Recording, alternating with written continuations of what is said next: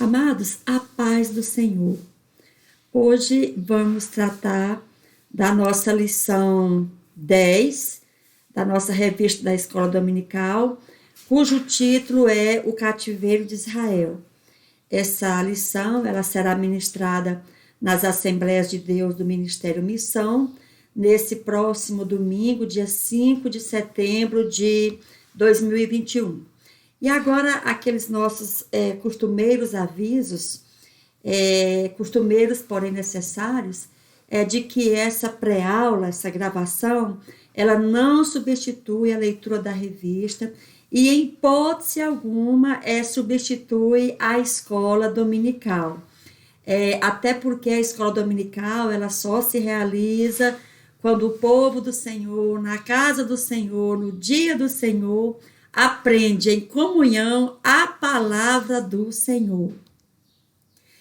Também aquela solicitação que eu sempre faço, de que caso você seja novo aqui, seja a primeira vez que você esteja assistindo esse trabalho, assistindo uma aula nesse canal, que você se inscreva, faça um comentário, deixe seu like, porque isso ajuda para que a plataforma do YouTube possa recomendar essa aula quando alguém na rede da internet for pesquisar sobre o assunto, tá bom?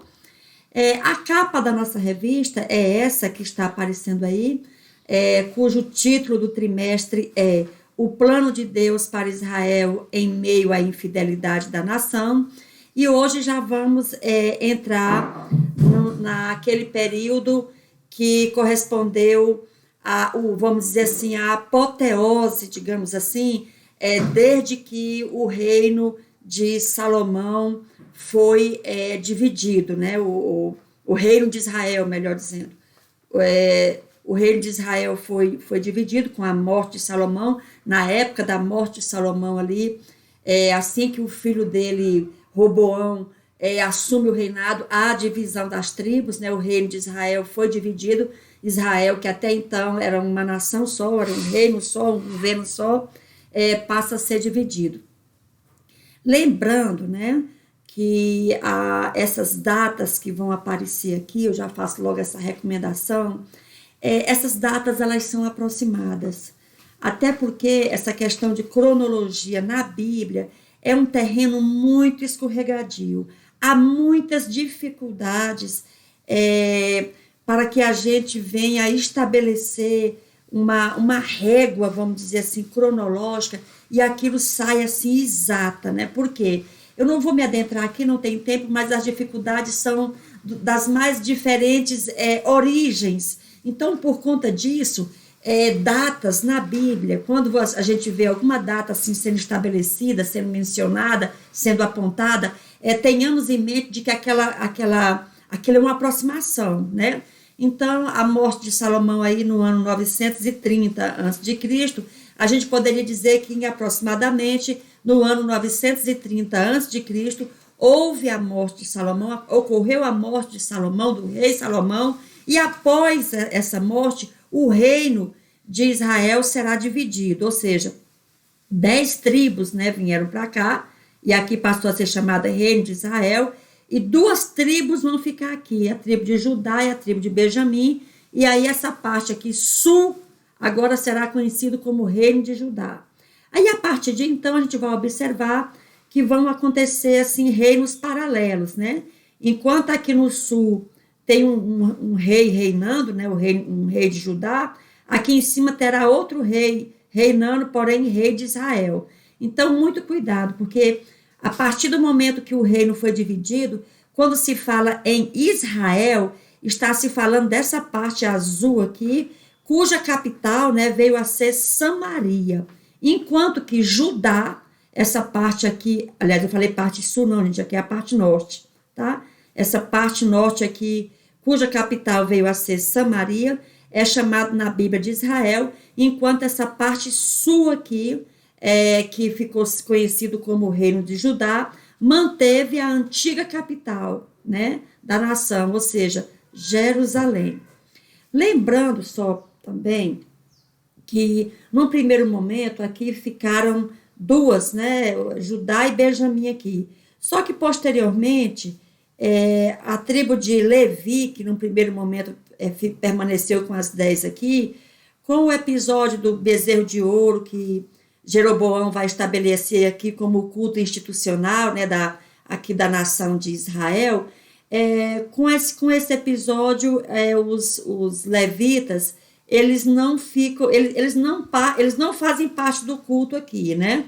E a gente toma por base o que está lá em 1 Reis 12, versículo 31, que Jeroboão vai escolher, vai estabelecer aqui sacerdotes que não eram da tribo de Levi. Muitíssimo provavelmente porque eles se recusaram a cultuar, a fazer culto para o bezerro de ouro, a semelhança do que aconteceu lá em Êxodo 32, versículo 25, quando o povo ali no deserto, né, na época de Moisés, faz um bezerro de ouro, porém a tribo de Levi, ela se aparta, né, daquilo ali, ela se aparta, ela não toma parte naquilo ali. Então, provavelmente, o culto que havia aqui em Jerusalém, que permaneceu aqui em Jerusalém, era assim, a tribo de Levi veio para cá, né? Até porque posteriormente vai ficar bem estabelecido de que eram os levitas que continuaram a ministrar o culto aqui, o culto ao Deus vivo, né? Enquanto aqui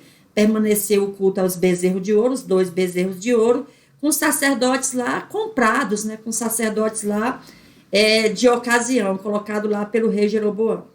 Pois bem, dando continuidade aqui, fazendo uma rápida recapitulação da última lição, da penúltima lição, na penúltima lição, ou seja, a lição 8, que nós tratamos da cura de Naamã, lembrando que naquela época ali, Jorão do Norte era o rei de Israel, né? Era Jorão, um dos filhos de Acabe.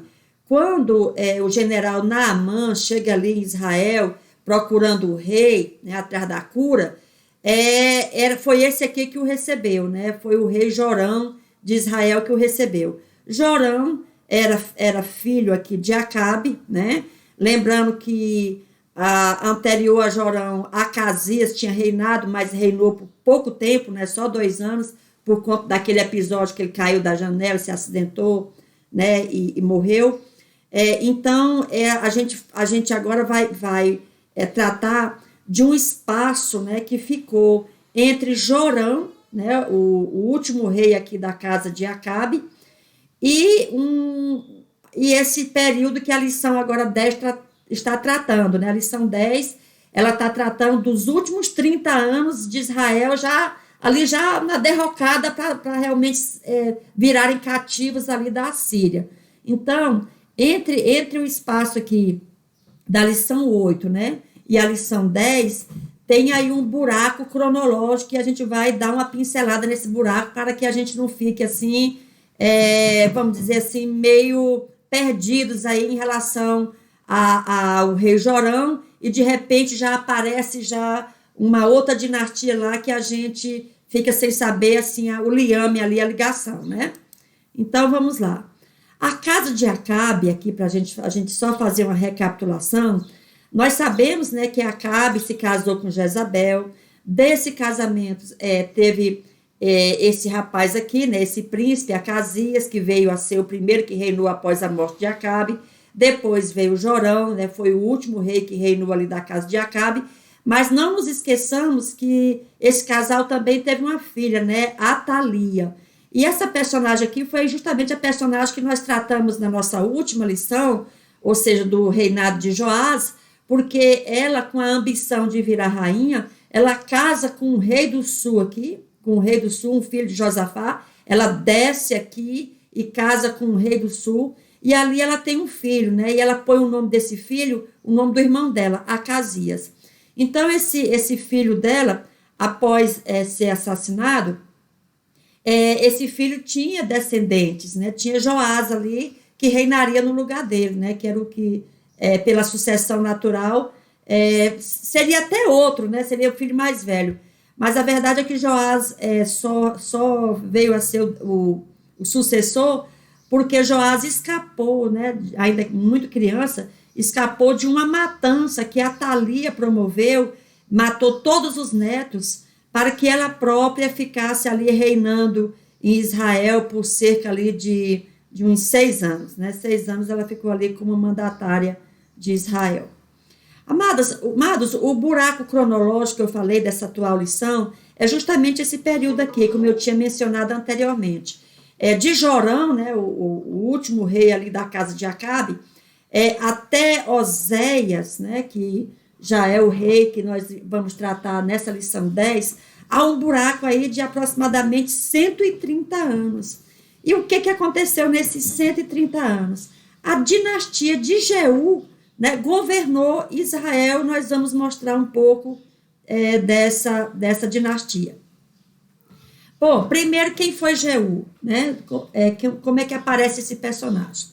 Amado, Jeú, ele foi mencionado pela primeira vez na Bíblia, lá no Monte Horebe, né, no Monte Sinai, naquela época que Elias, deprimido, né, entrou na caverna e ficou aqui escondido, né, e Deus chega para ele e diz que o ministério dele não tinha terminado ainda, que ele não ia morrer por aquela época ali e tal, né, para ele se levantar e continuar a jornada dele. E aí Deus diz, olha, você ainda tem tarefas importantes a fazer, você vai ungir Jeú, rei de Israel, né, tem também para escolher o seu sucessor, que vai ser Eliseu, e também você vai escolher, vai ungir ali um rei gentil, né, de outras terras que não eram Israel, no caso ali a Síria.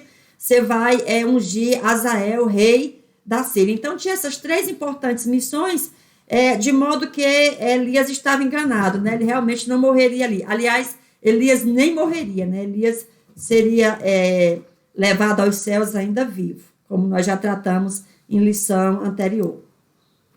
Amados, agora para uma melhor clareza da nossa... A gente tem um panorama, né, para entendermos em relação a essas casas reais, vamos ver aqui um panorama geral a respeito desses reis que reinaram ali em Israel do Norte. Bom, lembrando que Israel do Norte, né, o reino ali em Israel do Norte, teve uma duração ali aproximada de 208 anos, né? E já mencionando novamente essa dificuldade cronológica, cuidado, porque aqui em verde, ó, esse verde claro, tá os anos que cada um reinaram, né? Tá aqui em verde claro aqui, ó, né? E aqui tá em azul mesmo, né? Então, por exemplo, Jeú reinou 28 anos, Jeoacás 17, Jeoás 16, Jeroboão 2, né? Porque tiveram 2 Jeroboões. O primeiro rei de Israel que se chamou Jeroboão, e depois teve aqui um Jeroboão 2, era outra pessoa. Embora a foto aqui esteja igual, mas é só para mencionar que os nomes eram iguais, mas aqui era outra pessoa. Jeroboão 2 aqui reinou 41 anos, né? Zacarias, filho de Jeroboão, reinou só 6 meses, mas voltando aqui essa dificuldade cronológica, né?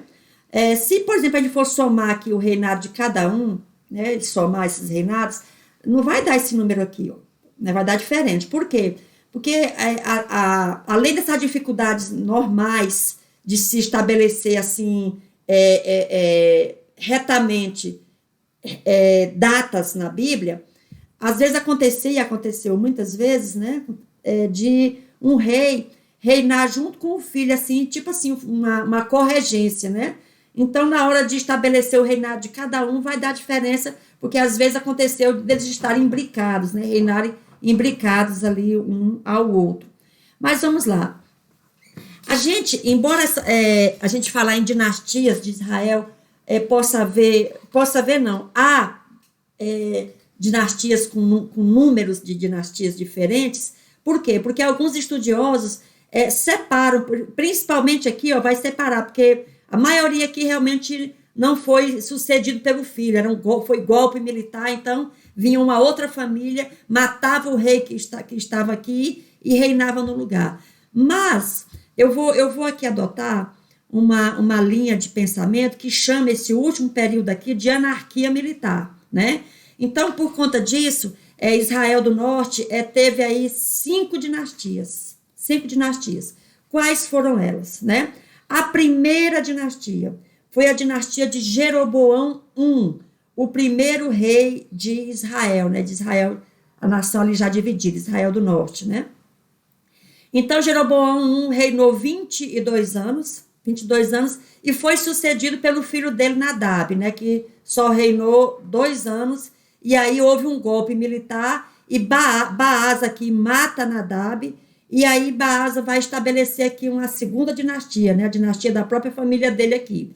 Lembrando que essa dinastia aqui, embora eu tenha colocado Zinri aqui junto, mas a verdade é que Zinri era de outra família e deu um golpe militar, matou aqui Elá. Elá era o descendente aqui de Baasa, né? Quando Baasa morreu, Elá reinou no lugar dele, então veio esse aqui, que não era descendente de Baasa, era outra família, ele mata, né, o filho de Baasa, e aí eu contei ele junto aqui, porque ele ficou 7 dias só, ele fica 7 dias e se suicida, né, esse general aqui vai se suicidar.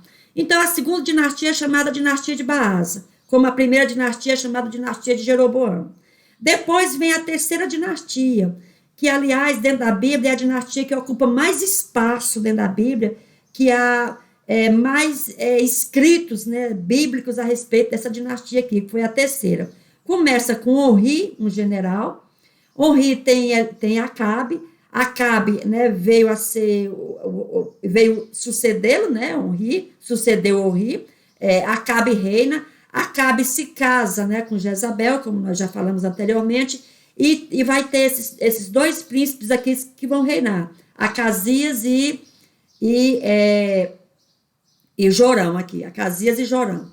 Lembrando aqui ainda que eu coloquei aqui em vermelho, é o nome dos profetas que profetizaram nesses períodos aqui. Então, aqui foi Aías, na época de Onri e Acabe e Acasias foi Elias, na época de Jorão já foi Eliseu. Eliseu aqui vai continuar o ministério dele até ali Jeoás, mais ou menos, aqui Jeoás, né, já um neto aqui de Jeú. Jonas e Amós vão profetizar aqui nessa época aqui já de Jeroboão, Zacarias, etc. E Oséias, o último profeta aqui, antes que Israel do Norte fosse, na época, né, de que Israel do Norte vai ser deportado, vai ser destruído, já era o profeta Oséias. Muito cuidado, porque coincidentemente o último rei de Israel também se chamou Oséias, tá? Mas esse daqui era uma pessoa e Oséias, profeta, era outra pessoa. Mas vamos lá. Quando acaba aqui a terceira dinastia, há um golpe militar, outro golpe militar, e Jeú vai governar. E foi justamente esse período aqui que a lição omitiu, né? Talvez por conta de falta de espaço realmente na revista para tratar, né? Então, essa dinastia aqui, ela tá omitida na revista, na lição 10. Então, aqui a gente tem esse período, né, que Jeú governou, a casa de Jeú aqui vai governar até a 4ª geração, né, primeiro filho, segundo filho, terceiro filho, quarto filho. Após isso, Israel entra numa bancarrota, e ali houve um período classificado como anarquia militar. Esse aqui matou o Zacarias, esse general aqui, esse militar matou Zacarias, ficou só um mês no governo, veio outro, matou esse general, aí ele governa aqui, esse Menahem governa, e é o único que ainda vai ser sucedido pelo filho dele. Não houve assassinatos aqui, né, não houve regicídio aqui, matar o rei, não houve morte aqui. Esse rei foi sucedido pelo filho dele, mas após isso já vem outro aqui, mata o filho dele e fica no lugar. Aí após esse, vem esse aqui, mata esse aqui e fica no lugar. Ou seja, uma anarquia militar, não se respeitavam mais as casas reais. Aliás, nessa época, em Israel do Norte já não se respeitava, era nada, né? Aí virou realmente uma situação em que cada um fazia o que dava na cabeça, porque esse povo já estava totalmente, já vinha, né, desde o início afastado de Deus, embora Deus aqui, usando de misericórdia, tentasse por várias vezes, principalmente pelo brado ali dos profetas, tentar trazê-los de volta ao bom caminho, mas a verdade é que esse povo estava realmente assim, obstinado, né, a ir para a destruição, a cair para a destruição e terminar na destruição mesmo. Então, vamos ver como é que isso se deu. Amados, lembrando que quando Elias recebe, né, aquelas 3 incumbências lá na caverna, tá, que Deus chega para ele e diz que ele ainda tinha 3 tarefas a fazer, a verdade é que Elias só chegou a fazer uma, né, só escolheu o sucessor Eliseu, porque logo depois Elias foi arrebatado aos céus. Mas o ministério de Elias, né, continuou. Na verdade, era um ministério profético, né? Não era a obra de Deus não está, vamos dizer assim, vinculada a nenhum homem, a nenhuma mulher. A obra de Deus é a obra de Deus. A obra continua independentemente de quem esteja ali, né? Então, o ministério profético vai continuar e Eliseu, o sucessor de Elias, é quem vai ungir o rei sírio, né? Azael, e a escolha de Jeú será feita por um filho de profeta, ou seja, por um auxiliar de Eliseu. Eliseu pede que um auxiliar dele vá e unja esse militar aqui como o próximo rei de Israel, ali dando fim à casa de Acabe, né? E, aliás, é esse rei aqui, esse Jeú, que vai destruir a casa de Acabe, né? O que sobrou ali da casa de Acabe, ele vai matar. A saber, ele matou Jorão, o filho de Acabe, né? O último rei ali da casa de Acabe que estava governando, ele vai matar Jorão. Quando Jorão foi morto, por ocasião lá, um sobrinho de Jorão, que na época era Acasias, que reinava no Reino do Sul ali, estava lá visitando o tio dele doente, e Jeú também mata Acasias, né, o rei de Judá, e nessa ocasião também matou a Jezabel, que nessa época já tinha uma idade avançada, né? Ela vai morrer também. Então, Jeú é realmente quem vai exterminar a casa de Acabe, né? Ele vai destruir toda ali a linhagem de Acabe, vai ser esse militar aqui ungido por Deus como o rei de Israel, que traria juízo sobre a casa de Acabe, como de fato trouxe. Aqui, como eu mencionei, né, o rei Azael da Síria foi o próprio Eliseu que ungiu, conforme está aqui o texto bíblico aqui, né, o texto bíblico aqui mencionando o ocorrido. É interessante, amado, deixa eu dizer uma coisa para vocês aqui. Como é que se deu aqui essa escolha do rei Azael da Síria? Quando Eliseu vai ali, quando Eliseu olha para ele, né, olha para a pessoa que ele estava ungindo, a Bíblia diz que Eliseu, né, encarou Azael de tal modo que Azael ficou assim, sem jeito, né? E aí Eliseu começa a chorar, né? Começa a chorar. E aí ele pergunta, por que você tá chorando, homem de Deus, né? Por que você está chorando, o Eliseu? Aí ele diz, olha, porque eu tô olhando para um homem que vai fazer tanta crueldade, né? Que vai matar tanta gente, que vai destruir fortalezas, que vai matar muitos adolescentes, jovens à espada, crianças você vai matar, mulheres grávidas você vai abrir. Aí ele falou assim, mas Eliseu, que conversa é essa? Quem sou eu na fila do pão para fazer alguma coisa? Porque até então Jeú não era nada, né? Ele disse, não, Deus me incumbiu para te ungir como o próximo rei de Israel. Então Jeú ali vai virar o rei de Israel, vai ser o rei de Israel, e além da casa de Acabe, que ele vai exterminar, Jeú vai fazer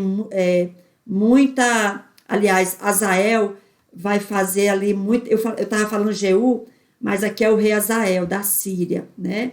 Isso aqui é um rei, gentil. Então, eu estava falando Jeú até agora, não, é o rei Azael, que Eliseu fitou ele, ficou olhando, tal, e falou que ele ia virar um rei, e quando ele virasse o rei, ele seria muito cruel, né? Como de fato ele foi. Então, fica aqui essa ressalva, né? Eu estava falando aqui de Azael, o rei da Síria. Eu não estava falando de Jeú, até porque não foi Eliseu que ungiu Jeú. Quem vai ungir Jeú é um servo de Eliseu, como eu já mencionei aqui, tá bom? Só para desfazer, porque às vezes a gente aqui na hora da gravação, a gente confunde os nomes e termina dando uma informação equivocada. Bom, voltando aqui para o governo de Jeú, né? Esse que foi ungido como o rei de Israel pelo servo de Eliseu. Amados, a primeira coisa que Jeú vai fazer, né?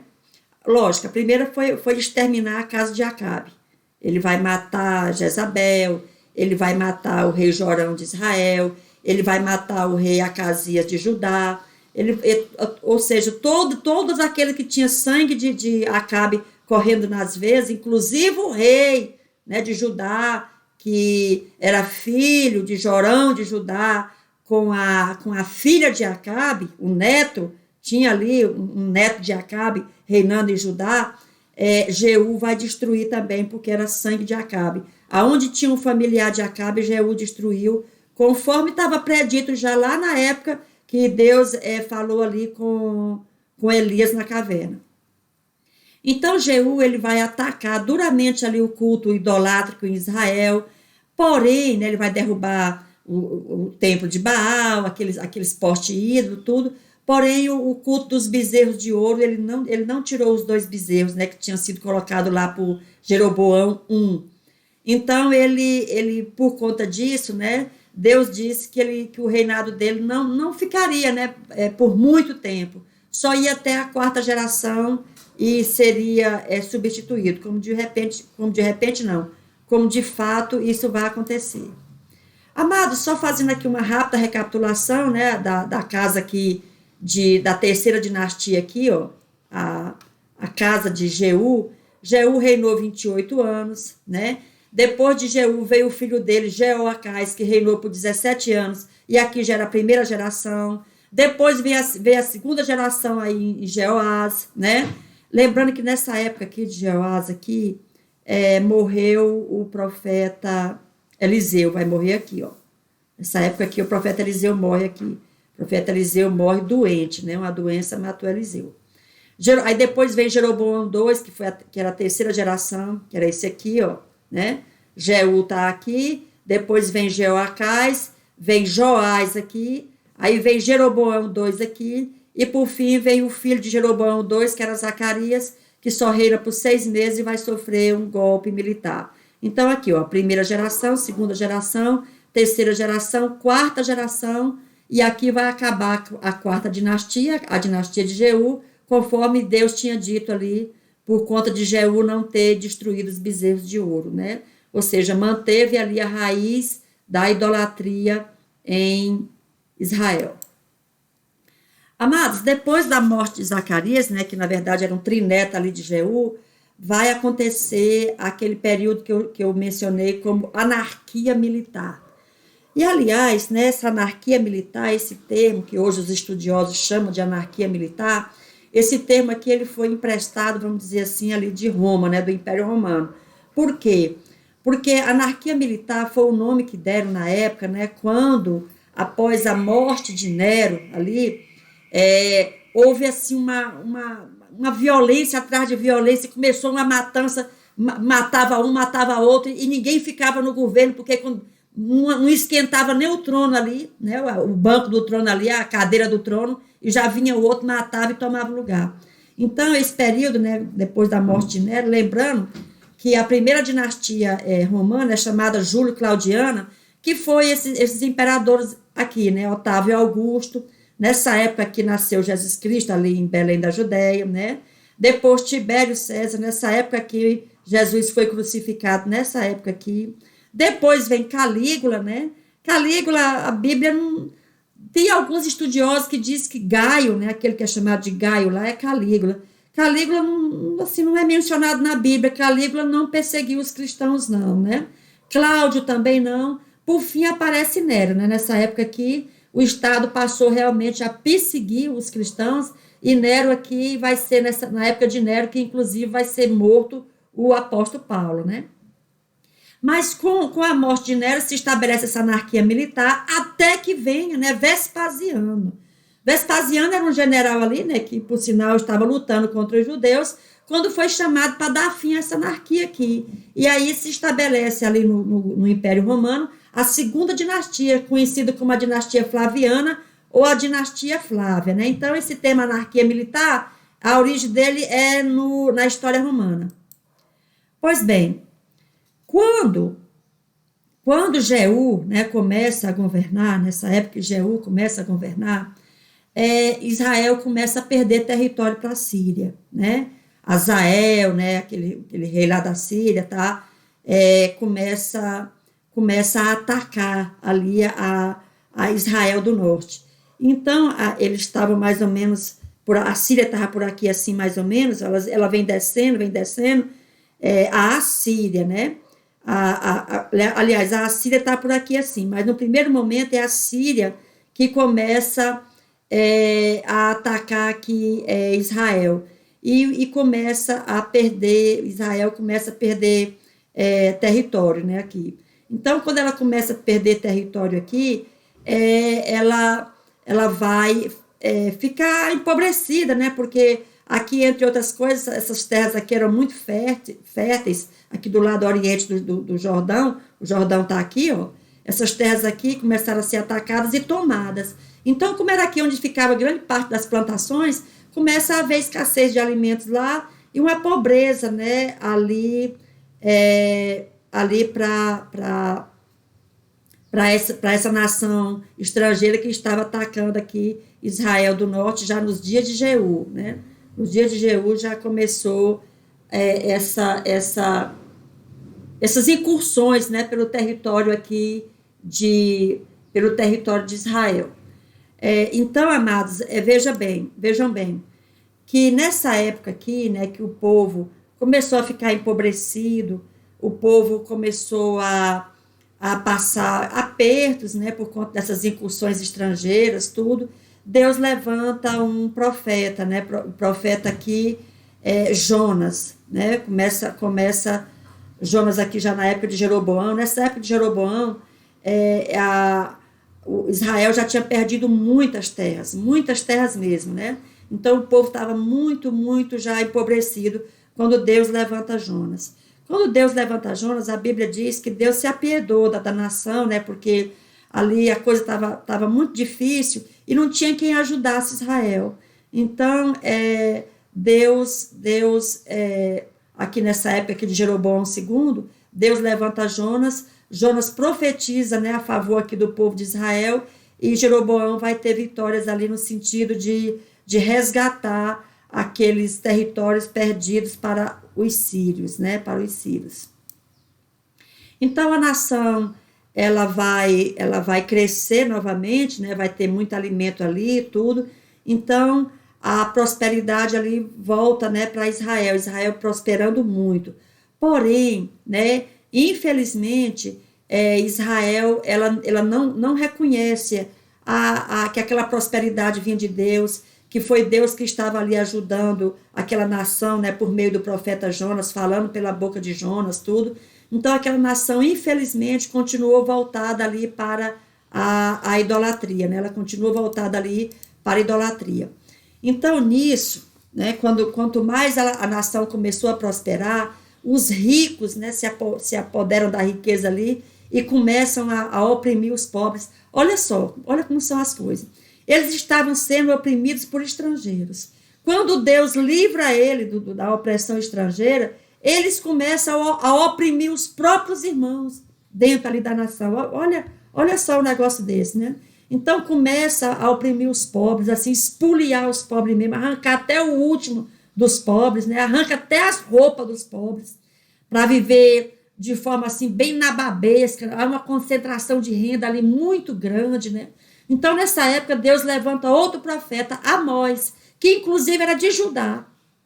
Amós vai subir ali, né, para o norte ali, sobe e vai denunciar as arbitrariedades que estavam sendo feitas ali contra os fracos e os desvalidos, né? Conforme a gente lê aqui em Amós 2:8, dizendo que eles pegam as roupas que os pobres empenhavam em troca de comida, tiravam até as roupas das pessoas, né? As pessoas ali com frio, ali andando até nus mesmo, né? Sem roupas. E outra coisa, a justiça que eles faziam, por exemplo, multas que eles aplicavam, era para eles mesmos se usufruírem, né, daquele dinheiro, ou seja, a forma totalmente arbitrária de governo, né? Então, Era um modo ali de espoliar os próprios irmãos que estavam ali em Israel do Norte. Amados, nessa hora, o que é que vai acontecer? Deixa eu voltar só um pouquinho aqui, ó. Deixa eu voltar um pouquinho aqui. Não, passei para frente. Vou voltar aqui. Ó. Quando houve essa prosperidade toda aqui, né, que Deus deu, o pessoal disseram assim, olha, quem está dando essa prosperidade é Baal, Aserá, os postes ídolos, é quem estão dando essa prosperidade aqui.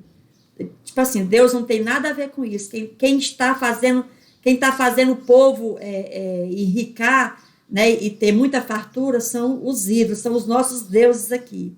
Então, nessa época, né, eles começaram a oprimir tudo, até porque a questão da idolatria, né, o idólatra, ele, ora, se até a própria divindade ele consegue coisificar, ele é uma coisa, é uma criatura, se ele coisifica até a própria divindade, imagina o que ele não faz com uma pessoa que está numa situação, vamos dizer assim, de vulnerabilidade. Ele arranca até o último, e foi o que realmente eles fizeram aqui. Então, o idólatra, entre outras características, tem esse lado de ser muito perverso, de ser muito cruel, de ser muito egocêntrico, né? Então, foi o que fizeram aqui. Então, nessa época, eles disseram, não, na verdade, quem deu esses cereais para a gente, quem deu essa riqueza foi Baal. Nessa época, amados, Deus, né, como assim uma atitude assim, até mesmo dramática, né, no sentido de chamar a atenção do povo para aquela loucura que eles estavam fazendo, foi quando aconteceu a metáfora do casamento lá do profeta Oséias, né, com a prostituta Gomer. Por quê? O que Gomer fazia ali? Gomer passava a noite com os amantes, né? Os amantes, na verdade, só se aproveitavam dela, da beleza dela, tudo. E então os amantes iam-se embora. E o pobre do Jonas, né? Sabendo que ela não tinha nada para comer, Jonas ia lá e botava comida na frente da casa dela. E quando ela saía de lá, ela dizia, olha, quem deixou isso aqui foi meus amantes, né? Eu sou tão boa, sou tão isso, sou tão aquilo, que meus amantes que ficam comigo aqui me enche de presentes aqui, enche o pátio da minha casa aqui de comida, de riquezas. Mas, na verdade, era o pobre do Oséias que ia lá e botava essa comida para ela, né? Então, essa situação toda aqui era Deus dizendo, olha, semelhantemente ao que Gomer faz com Oséias, vocês estão fazendo comigo. Vocês estão dizendo que esses amantes de vocês aí, esses ídolos que vocês servem, é quem estão fazendo prosperar a nação. Mas, a verdade, quem faz prosperar a nação sou eu. Ou seja, vocês, semelhantemente a Gomer, vocês são infiéis. Você, Israel, é uma prostituta que se dá aos seus amantes, e os seus amantes não estão nem aí para você, não estão nem aí para você. Então, tipo assim, se volta para aquele que realmente te ama, para aquele que realmente se importa com você. Essa era o tempo todo o apelo de Deus. Parem com isso, se voltem para mim, eu realmente me importo com vocês. Larguem esses amantes, larguem esses ídolos vão te destruir e nada farão por ti. Quando você estiver no chão, nada poderão e nem farão, mesmo que pudessem, eles não fariam por você, Israel, porque o ídolo nada é. Mas Israel continuou, não estava nem aí, como diz o outro, né? Estava nem aí. Pois bem, veja bem, que até então aqui eles estavam sendo acossados ali pela Síria.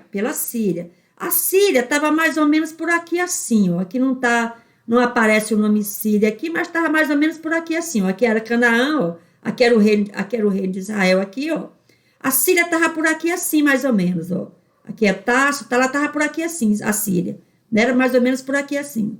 Mas olha o que começa a acontecer. Começa a se levantar aqui um império. Olha a Síria aqui, ó. Olha aqui a Síria, ó. Né? Nínive aqui, né? Então a Síria começa a se levantar. Lembrando que já tinha também a Babilônia aqui, né? Mas por enquanto a Babilônia está esquecida, né? Mas ela ainda vai aparecer ainda. Mas por enquanto, ó, quem começa a se tornar a dona do mundo aqui é a Síria, ó, aqui. Então o que vai acontecer? A Síria vem, né? A Síria ataca logo a Síria aqui Cuidado para não confundir, tá? A Síria é o império. Síria é uma nação aqui.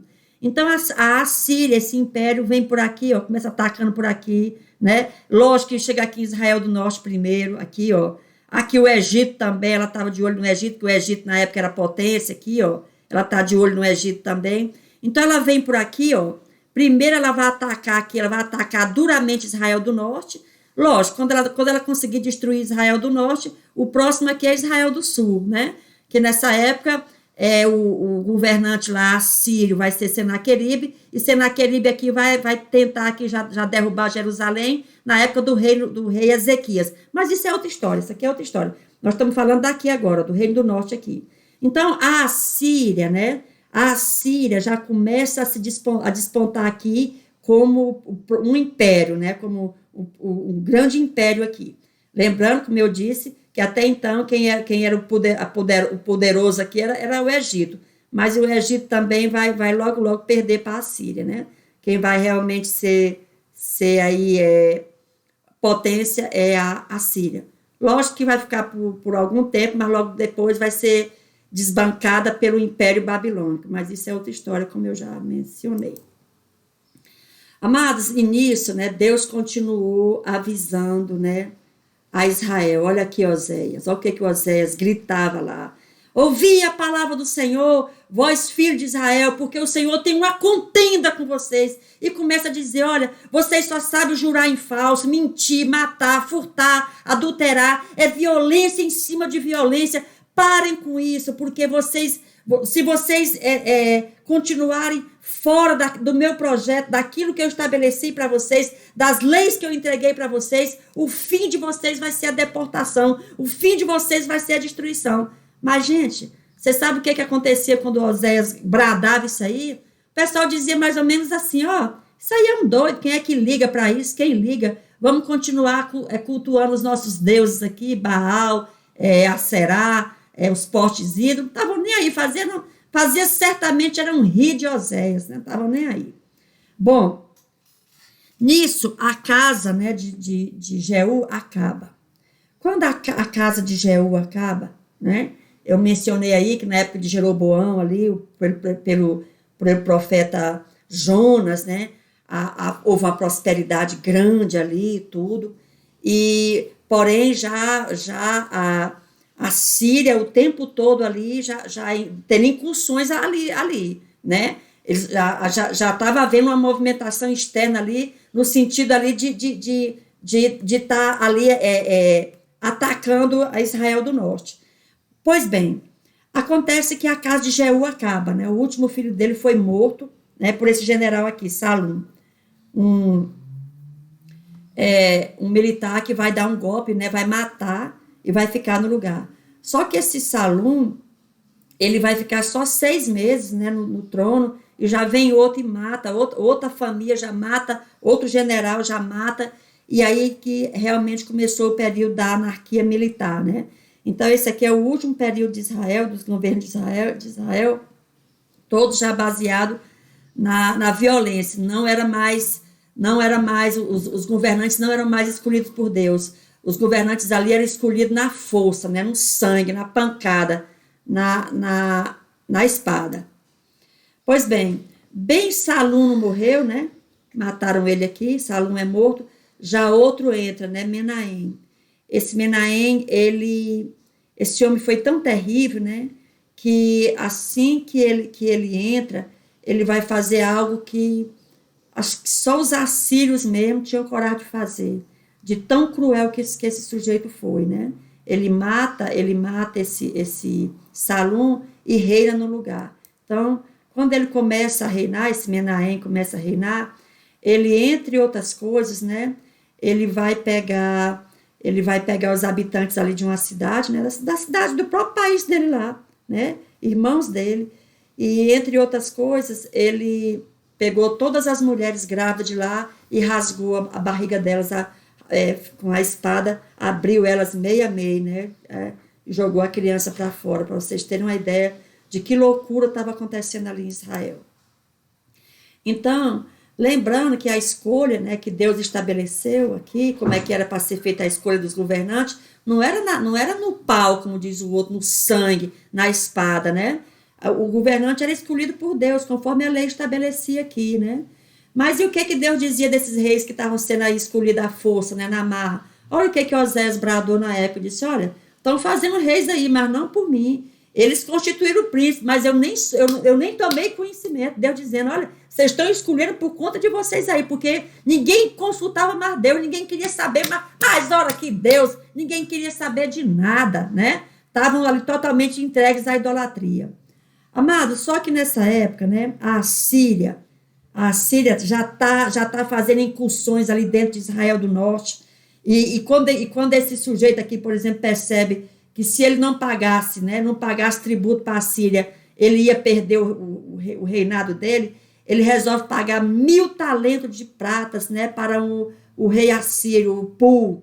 Então, por conta disso, ele vai permanecer, né, ele fica ali um tempo razoável na cadeira ali de rei, e ele vai, depois de 10 anos, ele vai ser sucedido pelo filho dele, Pecaías. Aliás, vai ser o único que vai ser sucedido pelo filho, porque os que vão vir depois vai tudo sendo assassinado e um outro tomando lugar. Pois bem, interessante, né, que no passado Israel recebia tributo daquelas nações, e agora era Israel que estava pagando tributo àquela região ali, né? Conforme os Juízes, né, no capítulo 1 de Juízes, fala lá de todas aquelas cidades, aquelas regiões ali, aonde Israel recebia tributo delas, e agora era Israel que pagava tributo a elas se quisesse permanecer no poder. Mas esse Menahem aqui, ó, deixa eu voltar aqui. Não, aqui, ó. Menahem, ele pagou 1.000 talentos de pratas, né, para a Síria, para governar. E da onde ele arrumou tanto dinheiro, né? Foi daqui, ó, né? Quando houve aquela prosperidade na época de Jeroboão II, ainda na época da dinastia de Jeú, por conta do profeta Jonas, profetizando ali a favor do povo, né? O profeta Jonas era a boca de Deus ali para o povo. Lembrando que esse profeta Jonas que eu estou falando é o mesmo lá do grande peixe, viu? É porque o profeta Jonas só ficou conhecido mais por aquilo lá, mas o profeta Jonas, ele profetizou aqui nessa época, né, e livrou Israel de uma fome, né, de uma miséria, na época de Jeroboão II. Só que nessa época que eles começaram a ganhar muito dinheiro, vender muitos alimentos e tal, eles começaram a expoliar os pobres, né, como eu falei, e os ricos começaram a concentrar a renda. Pois bem, quando esse rei estrangeiro, esse rei assírio, exigiu os 1.000 talentos de prata, que era muita prata, o que é que Menahem fez, né? Ele vai arrancar dos ricos, porque do pobre não tinha mais o que arrancar. Eles já tinham arrancado até as sandálias dos pobres, né? Então, arrancaram, realmente foram dos ricos, né? Porque os ricos tinham concentrado toda a renda ali nas mãos. Então, aquela renda que os ricos tiraram dos próprios irmãos dele lá, vão dar agora para outras pessoas, para outra nação, que eles nem conheciam para lá, né? Para os irmãos terem uma ideia, Amós, na época que eles começaram a expoliar os pobres, né? Amós chegou a chamar as mulheres lá de vacas de Bazã, né? Quem eram essas vacas de Bazã? Eram essas mulheres, né, que, para continuar no luxo que elas queriam andar, elas incentivavam os maridos a cada vez mais, tipo assim, explorarem os trabalhadores, né? Só que agora, na hora de pagar esses 1.000 talentos, ó, foi tirado justamente dos ricos, né? Os ricos pagaram isso aqui. Então, se os pobres já estavam tudo mesmo pobre, né, como diz o outro, lascados, agora eram os ricos que estavam lascados, né? Então, ou seja, a nação estava lascada, a verdade era essa, né? Israel do Norte estava lascado. Então, aqui, ó, nessa época aqui que eu mencionei, o profeta Amós falou muito, né? Alertou muito para que não fizesse aquilo que eles estavam fazendo, espoliando os pobres, porque falou assim, olha, vocês estão tirando dele, pois vai vir um inimigo que vai saquear vocês. Vocês acham que eles escutaram isso? Eles são doidos, né? Tá nem aí, né? E continuaram. Aconteceu o que Amós tinha alertado eles, que eles não quiseram nem ouvir. Aconteceu agora. Por quê? Amados, é o seguinte, porque onde reina o pecado, né, reina a injustiça, a iniquidade. Aliás, na carta ali de João, a primeira carta de João, diz justamente isso, né? que aquele que comete o pecado, ele também comete injustiça, ele também é um promotor de injustiça, porque o pecado é iniquidade.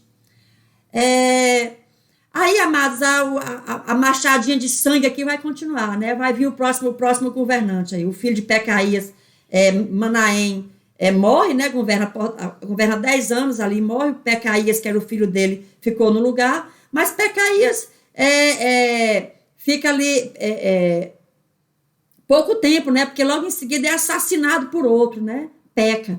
Aliás, fazia até sentido esse nome, né? Um é chamar Pecaías e o outro chamava Peca. Porque do jeito que o pecado estava ali, esses nomes aqui tem tudo a ver, né? Então, mais um é assassinato. Conforme Osés tinha dito, né? Olha, aí é assassinato em cima de assassinato. Vocês não têm mais estribeira. O negócio de vocês é matar. É violência.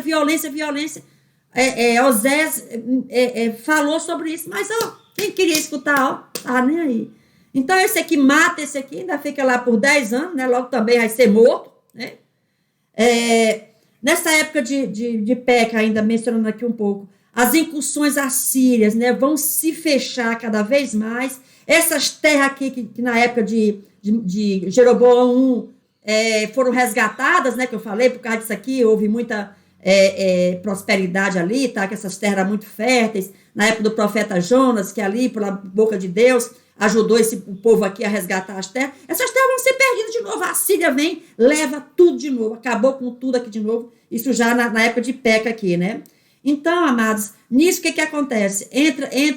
Tem o primeiro cativeiro, a primeira leva de cativeiro, ali de Israel do Norte, né? Esse rei aqui, Tiglat-Pileser, ele entra ali e leva logo um bocado para lá, e aquelas terras também tomou, ou seja, a desgraceira já estava dentro, né, de Israel do Norte. Aí você me pergunta, e eles se voltaram para Deus, o povo em algum momento se lembrou de Deus?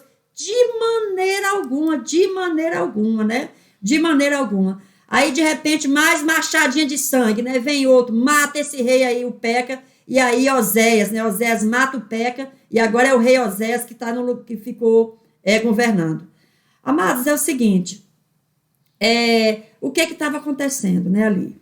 Que, aliás, é o que Oséias está denunciando ali, o profeta Oséias. Lembrando que o rei Oséias é outra pessoa, é só uma coincidência que o profeta também da época se chamava Oséias. Então, Oséias fala assim, olha, ao invés de vocês mudar os procedimentos de vocês estão confiando em poderosos, entendeu? Mas não é isso que vai mudar a situação da nação, não. A situação da nação vai mudar quando vocês, de um modo geral, mudarem os procedimentos pecaminosos de vocês.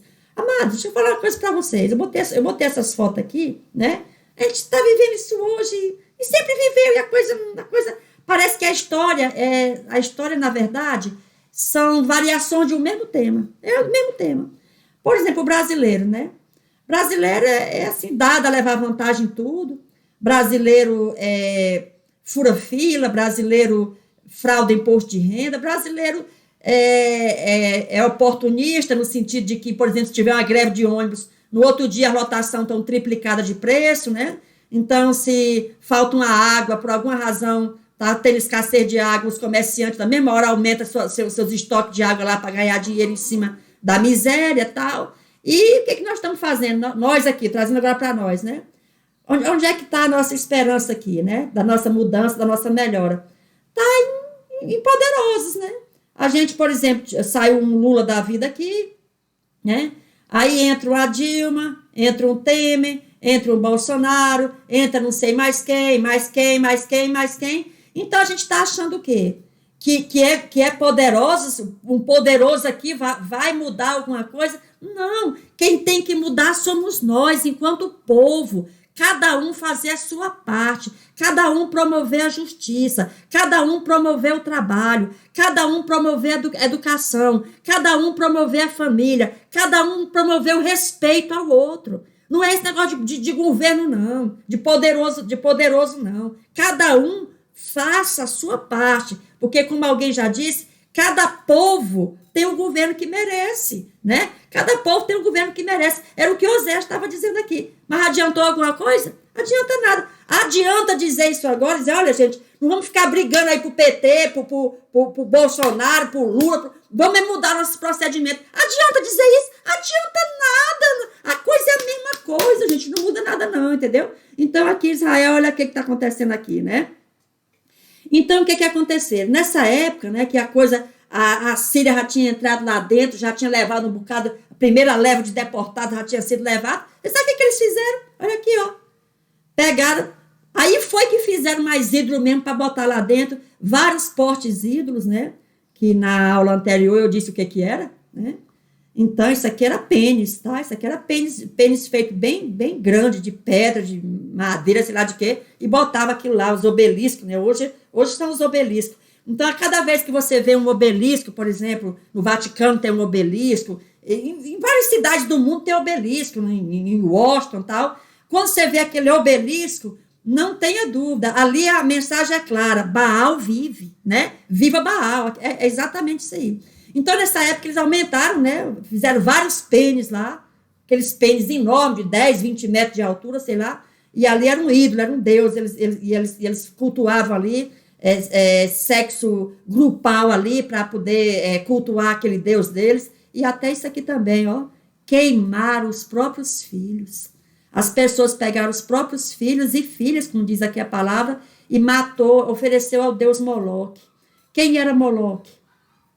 Moloque era um ídolo, né, de fogo. A barriga dele jogava lenha lá dentro, né, um ídolo. Era uma figura, né, uma imagem feita de ferro.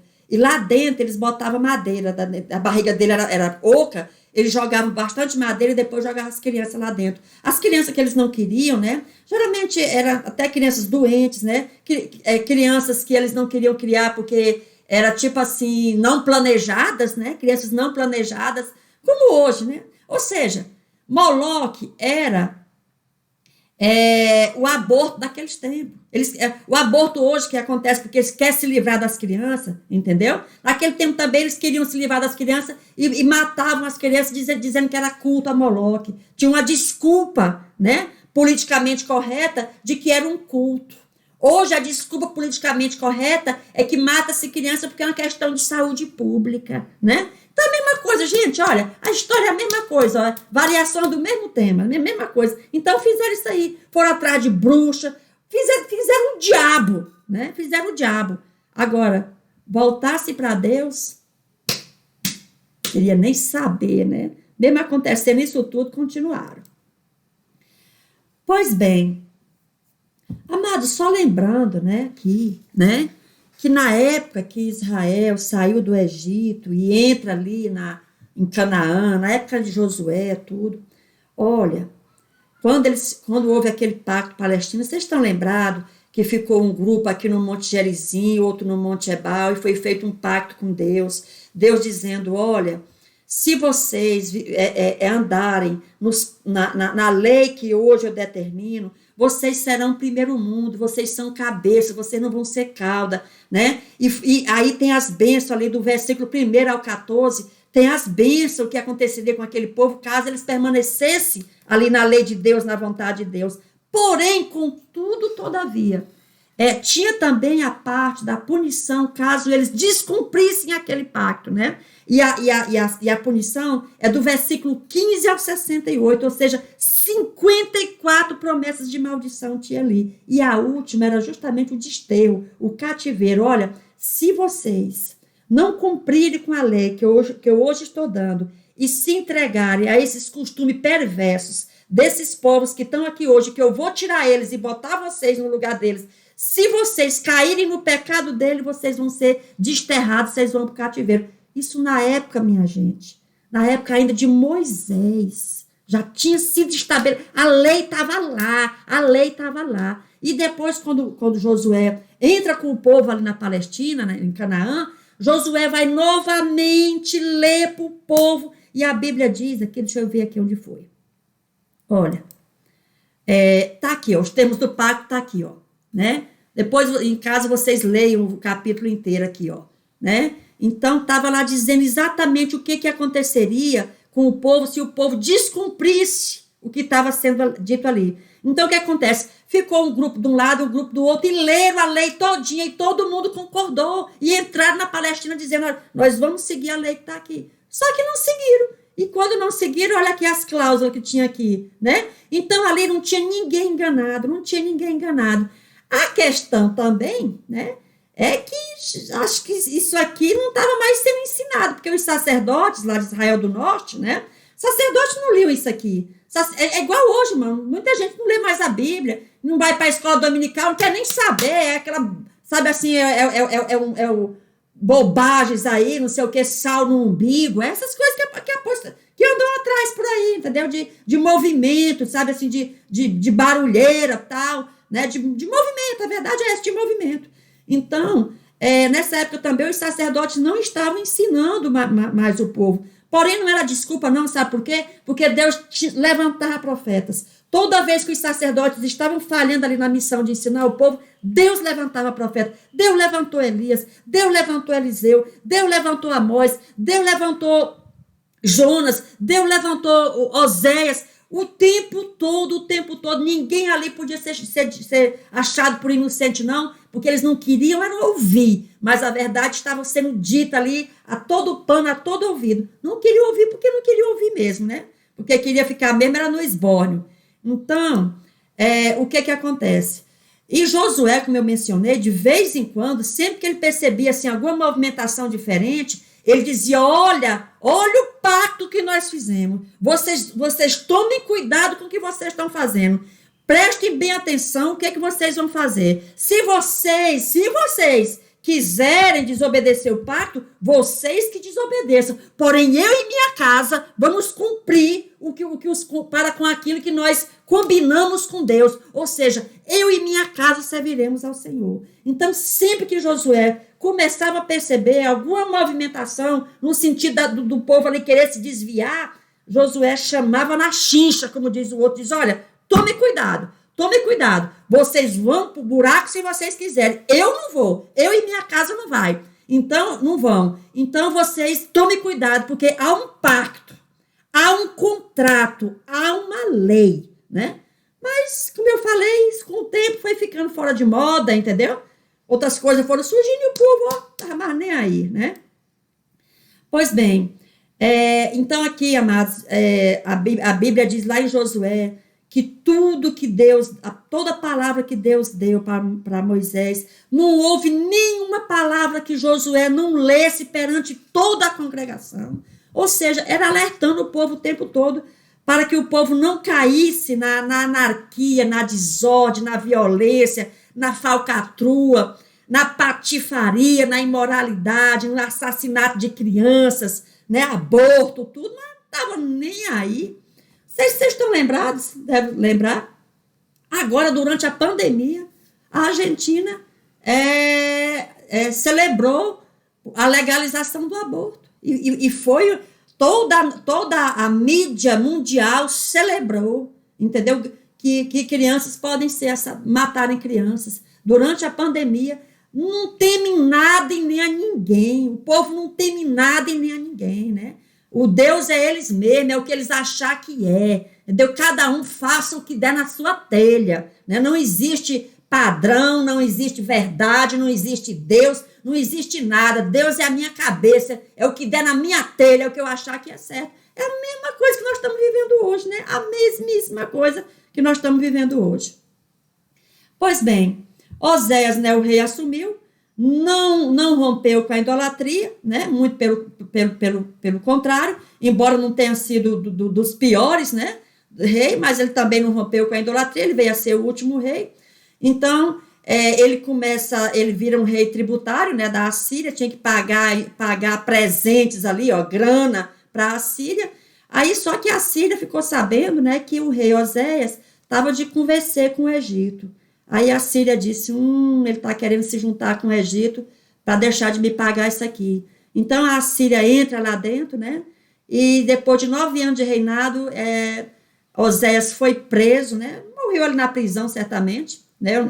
Eu não consegui saber a maneira como, eu não pesquisei, eu não cheguei a ver exatamente se tem algum lugar dizendo como é que Oséias morreu. A Bíblia diz que ele foi preso, né? Que ele ficou encarcerado. Certamente morreu na prisão, né? Porque eram verdadeiros calabouços ali. Então Oséias morre, o último rei de Israel é preso ali, e ele vê ali toda a nação sendo deportada, né, para a Síria, e ali virou um deserto ali do povo de Deus ali, a nação de Israel, os descendentes ali do rei Davi, o descendente ali de Abraão, tudo, fica um deserto, e outras pessoas, né, outro povo vai ser trazido pela Síria para ocupar aquelas terras que Deus tinha dado a Israel. Olha que coisa triste, né? Então, amados, o que acontece? Aí, com isso aí, dá-se o fim de Israel do Norte, né? Esse Salmanezé, rei da Síria, atacou e derrotou o rei Oséias, né? Então, esse rei Oséias, como eu disse, ficou na prisão, conforme a Bíblia diz aqui, a Bíblia diz. Então, o que acontece? Um fim muito melancólico, muito triste, né? Para toda aquela epopeia que tinha sido a conquista de Canaã, tudo. Então, infelizmente, amados, a gente já vai, nas próximas lições, vamos ver que a mesma coisa vai acontecer a Judá, né, com o Reino do Sul, embora Deus levante ali profetas para clamar, para bradar com aquele povo, e aquele povo já tinha visto o que tinha acontecido com Israel do Norte, mas mesmo assim, aí chegou a ponto de Jeremias dizer, olha, passou a cega, ou seja, passou a colheita, findou o verão e nós não estamos salvos. Jeremias bradou ali, Isaías bradou, tantos profetas, meu Deus, bradaram ali, mas também não vai ter jeito, né? O homem, ele é obstinado pelo pecado, ele é obstinado pelo mal. O homem, ele tem uma atração, assim, muito grande por Satanás, por as trevas. É uma coisa terrível, realmente, a natureza pecaminosa do homem, né? O homem, né, de dura serviço, como diz a Bíblia, embora ali Israel do Norte voltando, né, um povo que viu tantos sinais, né, Elias ali fez 7 milagres maravilhosos, Eliseu 14, Jonas, Amós, Oséias, bradando ali a verdade para o povo, ou seja, aquele povo ali viram maravilhas de Deus, que só no tempo de Moisés aquele povo tinha visto, mas mesmo assim não se arrependeram dos pecados, né? E 10 tribos ali vão ser perdidas mesmo, né?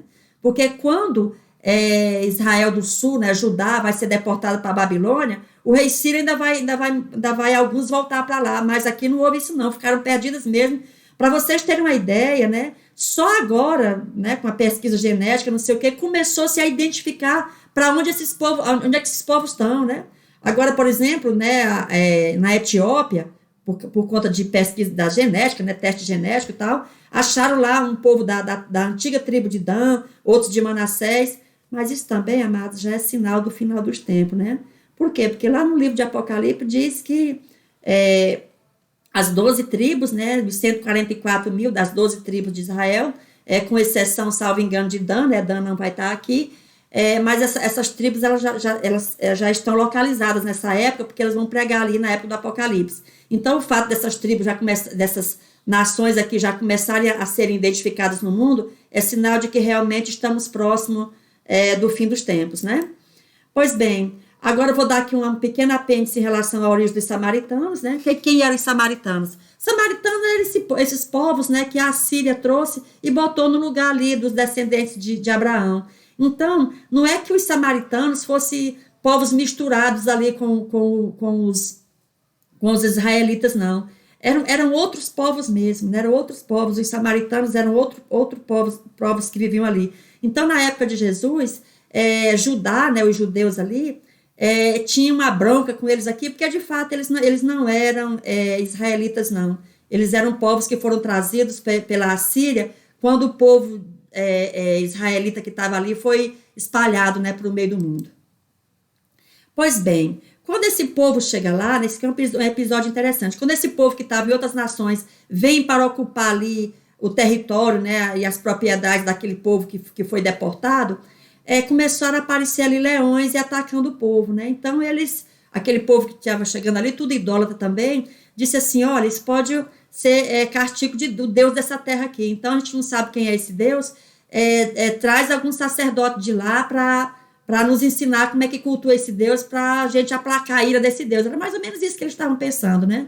Então, infelizmente, vem sacerdotes sim, volta alguns sacerdotes, porém os sacerdotes do bezerro de ouro, né? Então, continuaram ali a ensinar o povo de forma errada, e aquele povo passou realmente a cultuar ali, colocar espaço ali para aquele culto idolátrico, né, que tinha sido estabelecido por Jeroboão I aí na questão dos bezerros de ouro. Então, não foi, aquele povo não cultuou o Deus verdadeiro ali em Israel do Norte, aqueles estrangeiros não cultuaram o Deus verdadeiro no Israel do Norte, porque os profetas, os sacerdotes que vieram eram sacerdotes idólatras que cultuavam os tais bezerros de ouro. Então, amados, o Deus de Israel ali era só mais um Deus, né, no meio daquele povo ali, semelhante ali ao dos gregos, né, o chamado Deus desconhecido. Então, nessa época aqui, naquele episódio que bem depois, né, Jesus aqui com a mulher samaritana, né, habitante de Samaria, ali de Israel do Norte, essa mulher que ela não era descendente de Abraão, não era descendente de Abraão. Aqueles povos que estavam ali não eram descendentes de Abraão.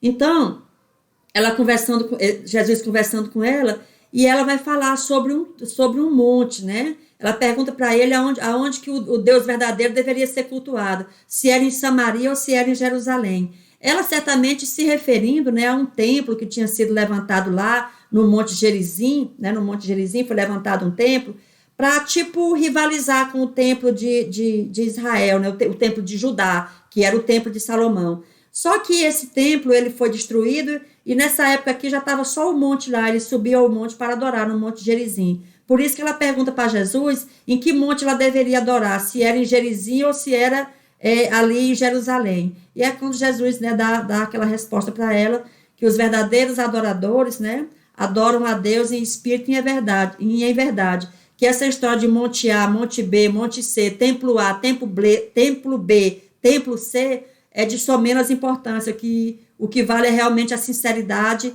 e a fidelidade para com o verdadeiro Deus, né? O Deus criador dos céus e da terra. Amados, aqui, né, eu fiz aqui um teste, né? Vamos assim, em relação a ídolos, né? A ídolos, é um teste, né? Tipo assim, será que no meu ou no seu coração a gente tem algum ídolo que cultue, né? Algum ídolo que cultue? Então, para você responder essa pergunta, para você fazer esse teste, você responda a seguinte pergunta. Se eu ficasse invisível, o que é que eu faria? Dependendo da sua resposta, você vai identificar qual é o ídolo na sua vida. Tá? Se eu ficasse invisível, o que é que eu faria? Se eu não pudesse ser visto, agir sem ser visto, o que é que eu faria? Agir sem ser punido, o que é que eu faria?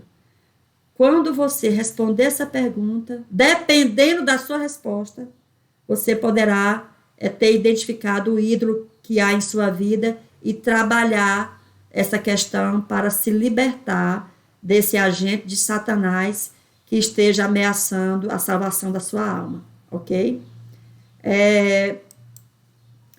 Amados, Pedro, né? A gente vê ali Israel do Norte mesmo, antes da derrocada ali, Deus levantando profetas, Deus dando, mesmo para reis ímpios, 40 anos de reinado, 10, 20, né?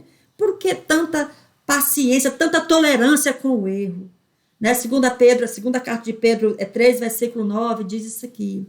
Diz que não é que a justiça de Deus demora para ser feita, não é isso.